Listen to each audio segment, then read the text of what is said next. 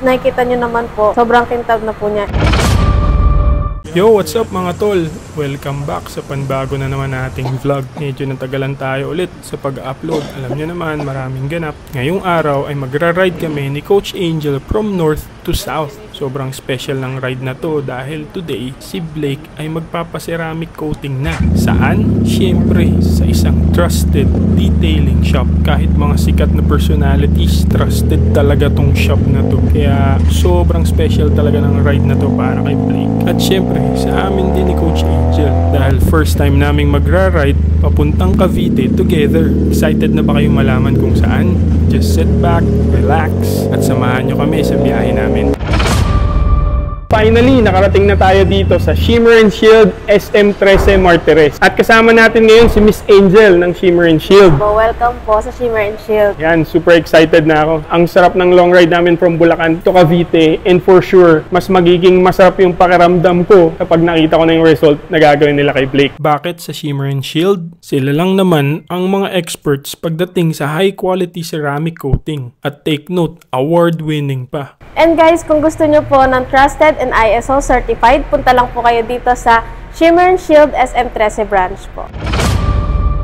Dito na tayo sa first step, ang assessment. Masusing ina-assess ni Kuya Jimmer si Blake para makita kung may mga areas ba siya or parts na may malalalim na gasgas. Kasi alam nyo ba, kapag nagpa-coating kayo dito sa Shimmer and Shield, mawawala yung mga minor scratches, not unless sobrang lalim ng gasgas. Si Blake, walang malalalim na gasgas yan. Siyempre, alagang-alagaan natin yan eh. Mga swirl marks and minor scratches, oo, meron. Kasi hindi naman natin yun maiiwasan, lalo na kapag bumabiyahe tayo. Next step, tinetape na ni Kuya Jimmer yung mga areas ni Blake na hindi naman kailangang i-buffing. Then sunod na dyan, i-buffing na siya kapag natakpan na lahat ng areas. Dito nga pala sa procedure na to, matatanggal yung mga minor scratches or swirl marks ng mga sasakyan natin. Kita nyo naman mga tol, sa buffing procedure pa lang, lumabas na kaagad yung kintab ni Blake. Wala pa tayo sa best part. After ng buffing procedure, lilinisan na si Blake para ma-prepare siya para dun sa coating process. Tignan nyo naman mga tol, grabe, ang kintab na niya. Wala pa yung coating dyan ha. Grabe, sobrang ka-excite talaga. Ano yung next procedure natin, Kuya Jimmer, after ng washing? In-alcohol po natin siya para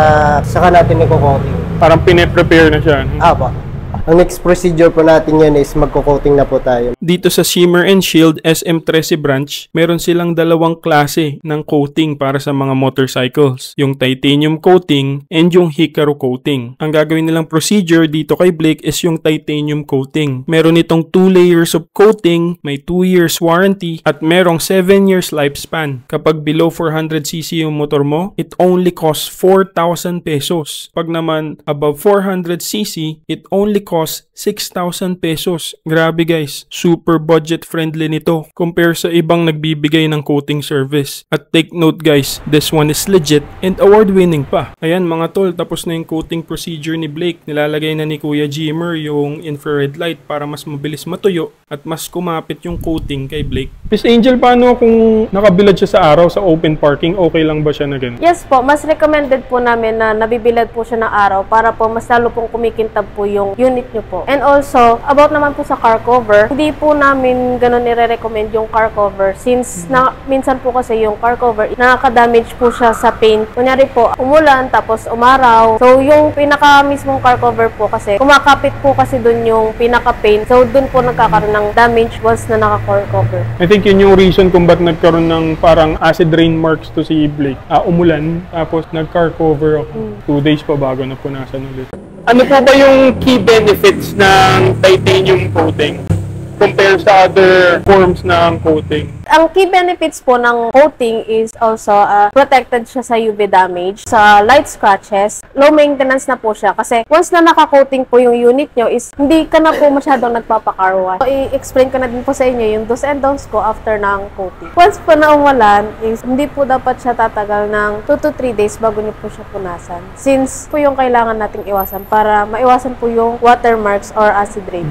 And also po, bawal po siya matuyuan directly sa sunlight. If ever better po na maglinis po kayo kasi matutuyo po dun yung water. So, dun po siya nagkakaroon po ng marks. Ayan, tapos na. Grabe, tingnan nyo mga tulo. Sobrang kintab, parang sugar-coated na si Blake. Also, kapag nagpa-coating nga pala kayo dito sa Shimmer and Shield SM13 Martires branch ng mga motor nyo, free din yung coating para sa isang helmet. Grabe, solid, diba? Tas kung dalawa naman yung helmet nyo, mag-add lang kayo ng 500 pesos. Sobrang sulit talaga at worth it yung biyahe namin dito ni Coach Angel sa Cavite. Maraming salamat Shimmer and Shield SM13 Martires branch para sa quality coating ni Blake. Super solid ng service dito at ang babait pa ng mga staff.